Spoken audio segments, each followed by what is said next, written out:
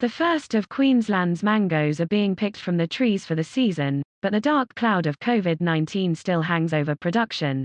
The state's growers have complained they are at a disadvantage because their counterparts in the Northern Territory have enjoyed higher export subsidies. Australian Mango Growers Association Chair Ben Martin, who farms at Bowen, says the disparity in subsidies between the states could mean up to $2 difference per box in the cost of production. "We want a fair go for all mango growers across Australia," he said. With the number of flights drastically down because of the pandemic, the federal government introduced the International Freight Assistance Mechanism, IFAM, in a bid to keep international freight routes open. "Most of our flights aren't actually eligible for that IFAM subsidies, and so, the Northern Territory is getting a greater level of support than Queensland," Mr. Martin said.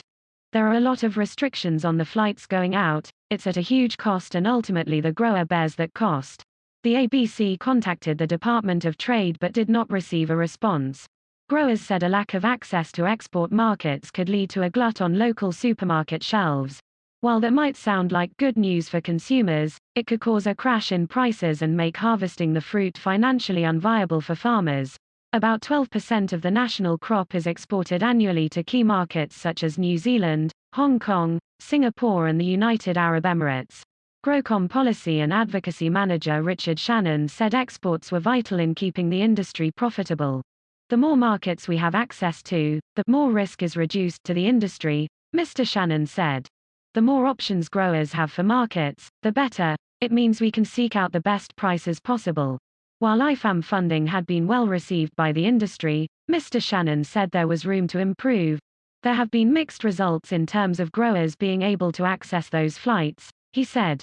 "Particularly those growers in North Queensland, further away from Brisbane and Sydney, where a lot of those IFAM subsidised flights have been leaving from." With the full impact of COVID-19 on international travel and flights yet to be known, the industry is looking to build better processes for the long term. "We need a pathway forward," Mr. Shannon said. "We appreciate there needs to be a transition period. Subsidizing these flights probably isn't sustainable into the long term.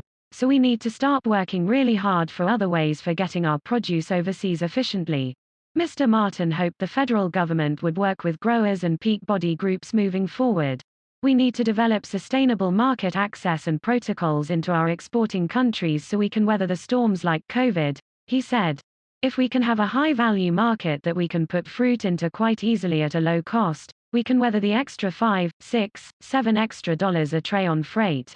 It's going to hurt, but we're still making an extra $10 on top than what we're doing now, so you wouldn't need the federal government to be doing programs like IFAM in that scenario."